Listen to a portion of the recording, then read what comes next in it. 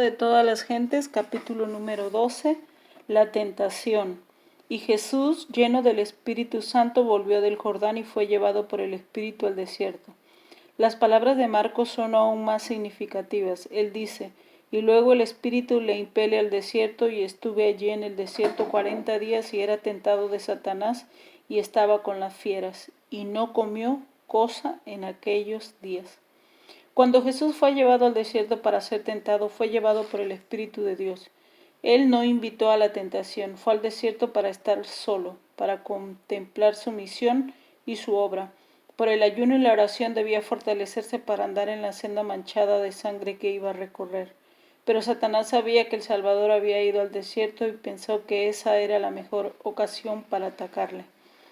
Grandes eran para el mundo los resultados que estaban en juego en el conflicto entre el príncipe de la luz y el caudillo del reino de las tinieblas.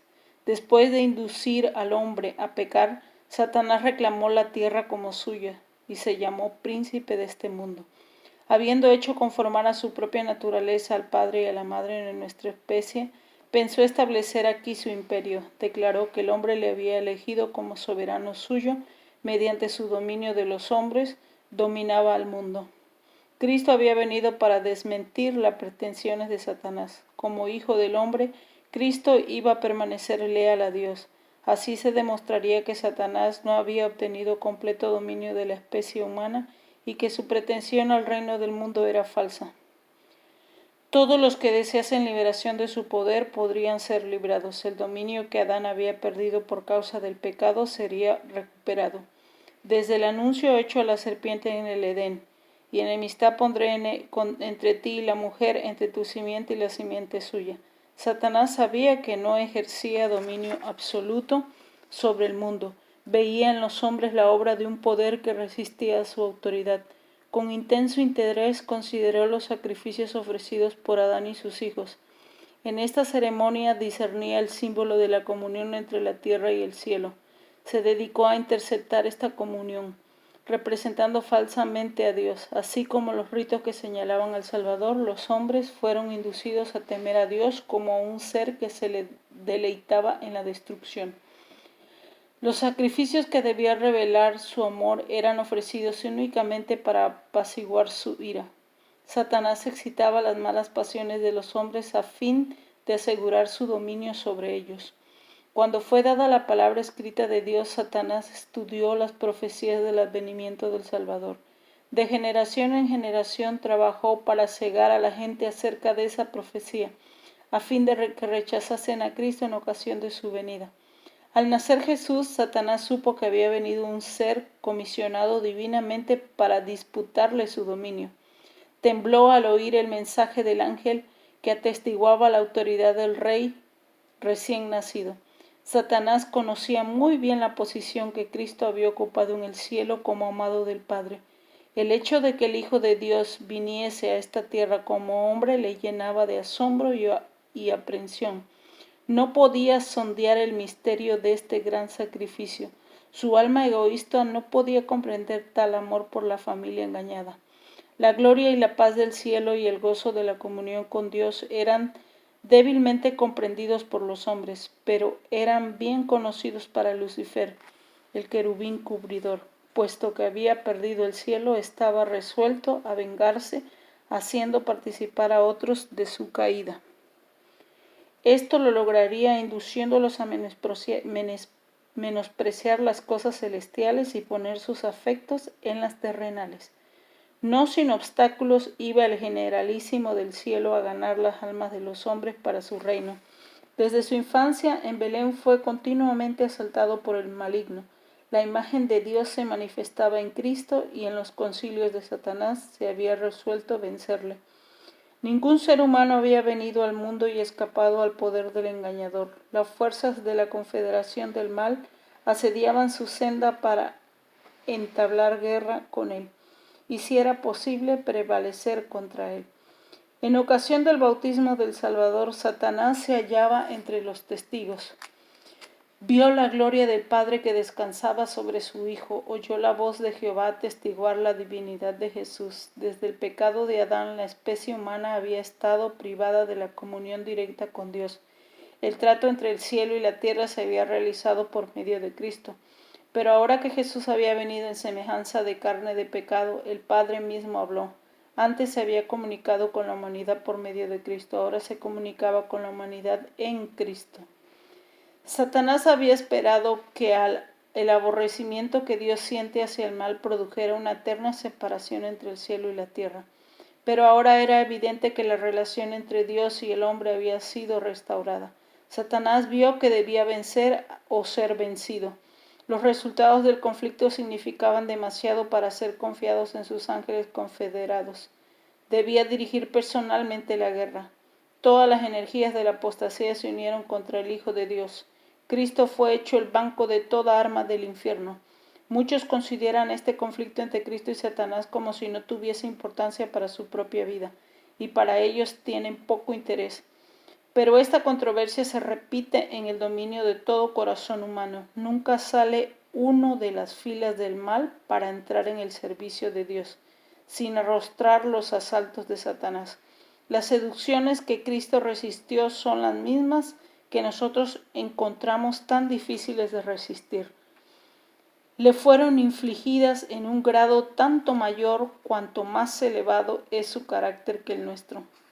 Llevando sobre sí el terrible peso de los pecados del mundo, Cristo resistió la prueba del apetito, del amor al mundo y del amor a la tentación que conduce a la presunción.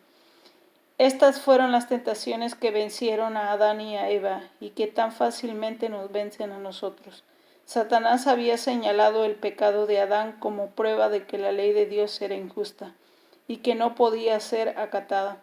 En nuestra humanidad, Cristo había de resarcir el fracaso de Adán. Pero cuando Adán fue asaltado por el tentador, no pesaba sobre él ninguno de los efectos del pecado. Gozaba de una plenitud de fuerza y virilidad, así como del perfecto vigor de la mente y el cuerpo. Estaba rodeado por las glorias del Edén y se hallaba en comunión diaria con los seres celestiales. No sucedía lo mismo con Jesús cuando entró en el desierto para luchar con Satanás. Durante 4000 años la familia humana había estado perdiendo fuerza física y mental, así como valor moral, y Cristo tomó sobre sí las flaquezas de la humanidad degenerada. Únicamente así podían rescatar al hombre de las profundidades de su degradación. Muchos sostienen que era imposible para Cristo ser vencido por la tentación. En tal caso no podría haberse hallado en la posición de Adán. No podrían haber obtenido la victoria que Adán dejó de ganar. Si en algún sentido tuviésemos que soportar nosotros un conflicto más duro que el que Cristo tuvo que soportar, Él no podría socorrernos. Pero nuestro Salvador tomó la humanidad con todo su pasivo, se vistió de la naturaleza humana con la posibilidad de ceder a la tentación. No tenemos que soportar nada que Él no haya soportado. Para Cristo, como para la santa pareja del Edén, el apetito fue la base de la primera gran tentación. Precisamente donde empezó la ruina debe empezar la obra de nuestra redención. Así como a haber complacido el apetito, Adán cayó por sobreponerse al apetito, Cristo debía vencer. Y habiendo ayunado 40 días y 40 noches después tuvo hambre. Y llegándose a él el tentador dijo: Si eres hijo de Dios, di que estas piedras se hagan pan.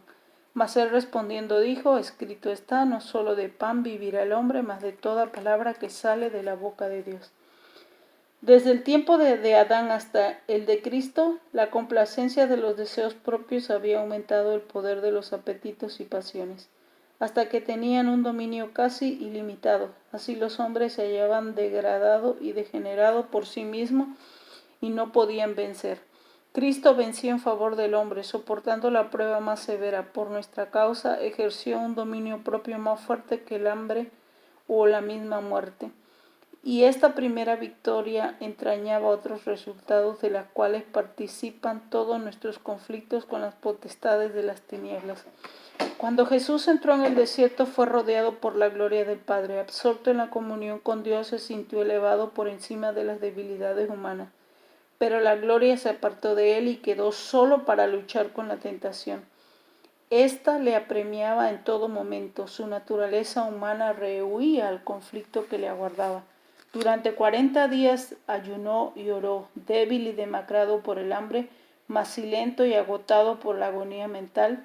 Desfigurado era su aspecto más de cualquier hombre y su forma más que la de los hijos de Adán. Entonces vio Satanás su oportunidad, pensó que podía vencer a Cristo.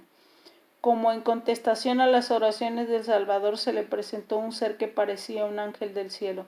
Aseveró haber sido comisionado por Dios para declarar que el ayuno de Cristo había terminado. Así como Dios había enviado un ángel para detener la mano de Abraham a fin de que no sacrificase a Isaac, así también, satisfecho con la buena disposición de Cristo para entrar por la senda manchada de sangre, el Padre había enviado un ángel para librarlo. Tal era el mensaje traído a Jesús. El Salvador se hallaba debilitado por el hambre y deseaba con vehemencia alimentos cuando Satanás se le apareció repentinamente, señalando las piedras que estaban esparcidas por el desierto, que tenían la apariencia de pan. El tentador dijo: si eres hijo de Dios, di que estas piedras se hagan pan. Aunque se presentó como ángel de luz, delataba su carácter estas primeras palabras: si eres hijo de Dios. En ellas se insinuaba la desconfianza. Si Jesús hubiese hecho lo que Satanás sugería, habría aceptado la duda. El tentador se proponía derrotar a Cristo de la misma manera en que había tenido tanto éxito con la especie humana en el principio, cuando arteramente se había acercado Satanás a Eva en el Edén. ¿Con que Dios ha dicho no comáis de todo árbol del huerto? Hasta aquí las palabras del tentador eran verdad, pero en su manera de expresarlas se disfrazaba el desprecio por las palabras de Dios. Había una negativa encubierta, una duda de la veracidad divina. Satanás trató de insinuar a Eva el pensamiento de que Dios no haría lo que había dicho, que el privarlos de una fruta tan hermosa contradecía su amor y compasión por el hombre. Así también el tentador trató de inspirar a Cristo por sus propios sentimientos. Si eres el Hijo de Dios, las palabras repercuten con amargura en su mente. En el tono de su voz había una expresión de completa incredulidad. ¿Habría de tratar Dios a su propio Hijo? ¿Lo dejaría en el desierto con la fiera, sin alimento, sin compañía, sin consuelo? Le insinúa que Dios nunca quiso que su Hijo estuviese en tal estado. Si eres el Hijo de Dios, muéstrame tu poder aliviándote a ti mismo de esta hambre apremiante. Ordena que estas piedras sean transformadas en pan. Las palabras del cielo: este es mi Hijo amado en el cual tengo contentamiento, resonaba todavía en los oídos de Satanás, pero estaba resuelto a hacer dudar a Cristo de este testimonio. La palabra de Dios era para Cristo la garantía de su misión divina. Él había venido para vivir como hombre entre los hombres, y esta palabra declaraba su relación con el cielo. Era el propósito de Satanás hacerle dudar de estas palabras. Si la confianza de Cristo en Dios podía ser quebrantada, Satanás sabía que obtendría la victoria en todo el conflicto. Vencería a Jesús. Esperaba que bajo el imperio de la desesperación y el hambre extrema, Cristo perdiera la fe en su Padre y obrara un milagro en su propio favor. Si lo hubiera hecho, habría malogrado el plan de salvación. Cuando Satanás y el Hijo de Dios se encontraron por primera vez en conflicto, Cristo era el generalísimo de las huestes celestiales y Satanás el caudillo de la rebelión del cielo. Fue echado afuera. Ahora su condición era aparentemente invertida y Satanás se aprovechaba de su supuesta ventaja. Uno de los ángeles más poderosos dijo: ha sido desterrado del cielo. El aspecto de Jesús indica que él es aquel ángel caído, abandonado de Dios y de los hombres. ¿Un ser divino podría sostener sus pretensiones realizando un milagro? Si eres hijo de Dios, di que estas piedras se hagan pan. Un acto tal de poder creador, insistía el tentador, sería evidencia concluyente de su divinidad. Pondría término a la controversia. No sin luchas pudo Jesús escuchar en silencio el supremo engañador, pero el Hijo de Dios no había de probar su divinidad a Satanás, ni explicar la razón de su humillación. Accedió a las exigencias del rebelde. No podía. no podía ganar nada para beneficio del hombre ni la gloria de Dios. Si Cristo hubiese obrado de acuerdo con la sugestión del enemigo, Satanás habría dicho aún: muéstrame una señal para que crea que eres el Hijo de Dios. La evidencia habría sido inútil para quebrantar el poder de la rebelión de su corazón, y Cristo no había de ejercer el poder divino para su propio beneficio. Había venido para soportar la prueba como debemos soportarlas nosotros, dejándonos un ejemplo de fe y sumisión. Ni en esta ocasión ni en ninguna otra alteración en su vida terrena realizó él un milagro en favor suyo. Sus obras admirables fueron todas hechas para beneficios de otros. Aunque Jesús reconoció a Satanás desde el principio, no se sintió provocado a entrar en controversia con él. Fortalecido por el recuerdo de la voz del cielo, se apoyó en el amor de su Padre. No quiso parlamentar con la tentación.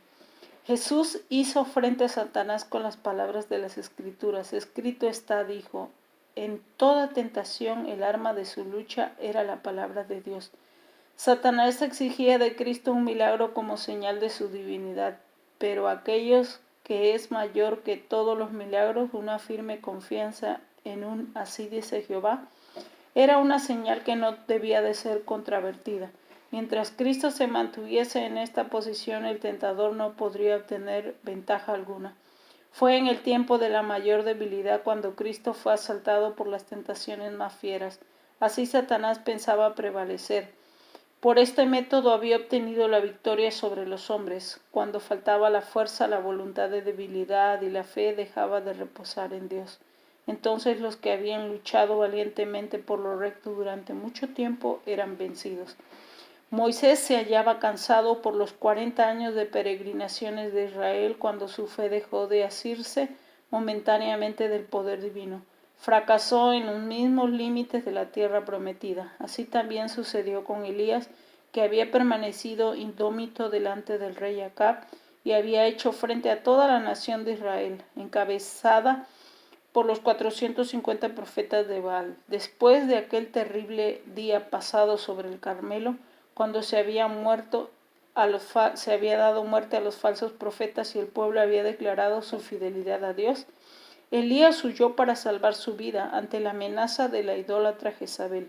Así se había aprovechado Satanás de la debilidad de la humanidad, y aún hoy sigue obrando de la misma manera. Siempre que una persona está rodeada de nubes y se halla perpleja por las circunstancias o afligida por la pobreza o por la angustia, Satanás está listo para tentarla y molestarla. Ataca los puntos débiles de nuestro carácter.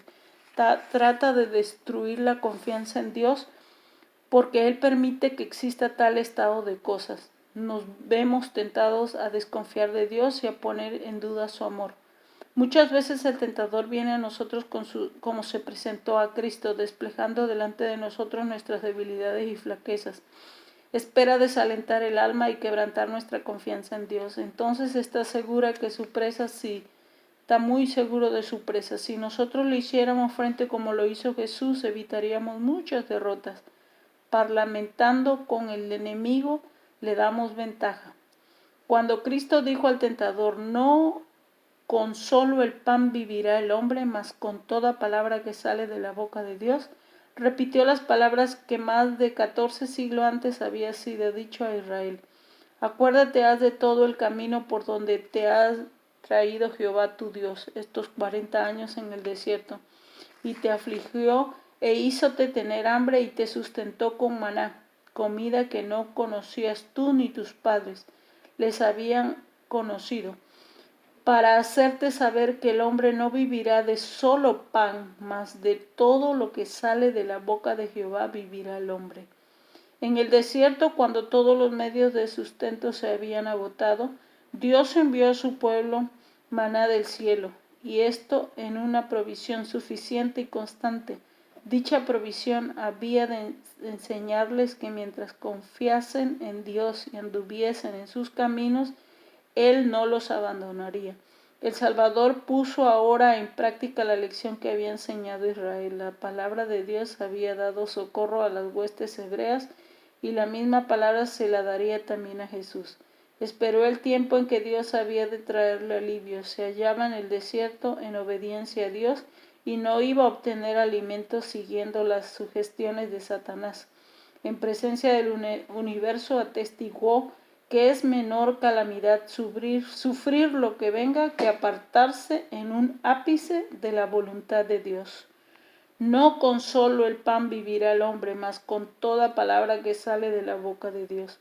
Muchas veces el que sigue a Cristo se ve colocado en donde no puede servir a Dios y llevar adelante sus empresas mundanales.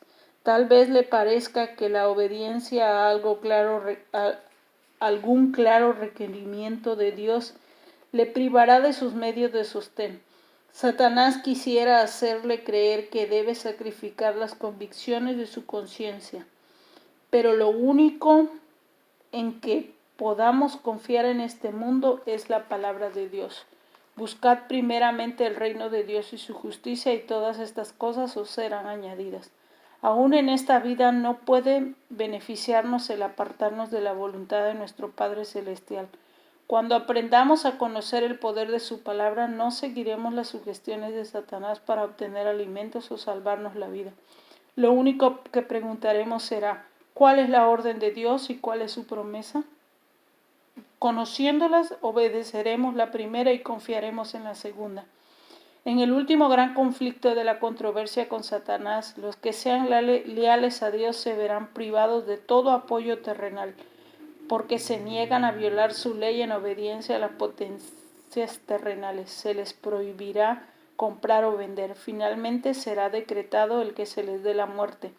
Pero al obediente se le hace la promesa: habitará en las alturas, fortaleza de roca será su lugar de acogimiento, se le dará su pan y sus aguas serán ciertas. Los hijos de Dios vivirán por esta promesa, serán alimentados cuando la tierra esté desolada por el hambre, no serán avergonzados en el mal tiempo, y en los días de hambre serán hartos. El profeta Habacuc previó este tiempo de angustia, y sus palabras expresan la fe de la iglesia.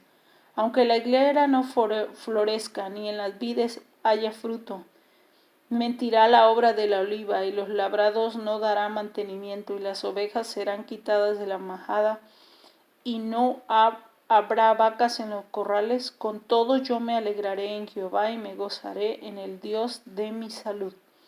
De todas las lecciones que se desprenden de la primera gran tentación de nuestro Señor, ninguna es tan importante que la relacionada con el dominio de los apetitos y pasiones. En todas las edades, las tentaciones atrayentes para la naturaleza física han sido las más eficaces para corromper y degradar a la humanidad. Mediante la intemperancia, Satanás obra para destruir las facultades mentales, morales que Dios dio al hombre como un don inapreciable. Así viene a ser imposible para los hombres apreciar las cosas de valor eterno. Mediante la complacencia de sus sentidos, Satanás trata de borrar del alma todo testigo de la semejanza divina. La sensualidad irrefrenada y la enfermedad y degradación consiguientes que existen en medio del primer advenimiento de Cristo existirán con intensidad agravada antes de su segunda venida. Cristo declara que la condición del mundo será como en los días anteriores al diluvio y como en tiempos de Sodoma y Gomorra. Todo intento de los pensamientos del corazón será de continuo al mal. Estamos viviendo en las vísperas mismas de este tiempo pavoroso, y la lección del ayuno del Salvador debe grabarse en nuestros corazones. Únicamente por la indecible angustia que soportó Cristo podemos estimar el mal que representa el complacer sin freno los apetitos. Su ejemplo demuestra que nuestra única esperanza de vida eterna consiste en sujetar los apetitos y pasiones a la voluntad de Dios. En nuestra propia fortaleza no es posible negarnos a los clamores de nuestra naturaleza caída. Por su medio Satanás nos presentará tentaciones. Cristo sabía que el enemigo se acercaría a todo ser humano para aprovecharse de las debilidades hereditarias y entrampar mediante sus falsas insinuaciones a todo aquello que no confían en Dios. Y recorriendo el terreno que el hombre debe recorrer, nuestro Salvador ha preparado el camino para que venzamos. No es su voluntad que seamos puestos en desventaja en el conflicto con Satanás. No quiere que nos intimiden ni desalienten los asaltos de la serpiente. Tened buen ánimo, dice, yo he vencido al mundo. Considere al Salvador en el desierto de la tentación todo aquel que lucha contra el poder del apetito. Véale en su agonía sobre la cruz cuando exclamó, sed tengo. Él padeció todo lo que nos puede tocar sufrir, su victoria es nuestra. Jesús confió en la sabiduría y fuerza de su Padre Celestial. Declara, Jehová el Señor me ayudará, por tanto no he sido abochornado, y sé que no seré avergonzado. He aquí que Jehová me ayudará. Llamando la tentación a su propio ejemplo, Él nos dice, ¿quién hay entre vosotros que teme a Jehová, que anda en tinieblas y no tiene luz? Confíe en el nombre de Jehová y apóyese en su Dios. Viene el príncipe de este mundo, dice Jesús, mas no tiene nada en mí. No había en él nada que respondiera a los sofismas de Satanás. Él no consistió en pecar, ni siquiera por un pensamiento se dio a la tentación. Así también podemos hacer nosotros. La humanidad de Cristo estaba unida con la divinidad. Fue hecho idóneo para el conflicto mediante la permanencia del Espíritu Santo en él. Y Él vino para hacernos partícipes de la naturaleza divina. Mientras estemos unidos con Él por la fe, el pecado no tendrá dominio sobre nosotros. Dios extiende su mano para alcanzar la mano de nuestra fe y dirigirla a asirse de la divinidad de Cristo, a fin de que nuestro carácter pueda alcanzar la perfección. Y Cristo nos ha mostrado cómo puede lograrse esto. ¿Por medio de qué venció Él en el conflicto con Satanás? Por la palabra de Dios. Solo por medio de la palabra pudo resistir la tentación. Escrito está, dijo.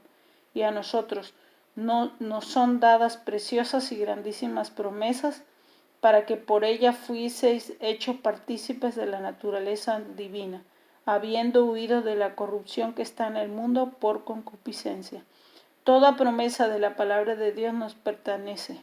Hemos de vivir de toda palabra que sale de la boca de Dios. Cuando nos veamos asaltados por las tentaciones, no miremos las circunstancias a nuestra debilidad, sino el poder de la palabra. Toda su fuerza es nuestra. En mi corazón he guardado tus dichos, dice el salmista, para no pecar contra ti. Por la palabra de tus labios yo me he guardado de las vías del destructor.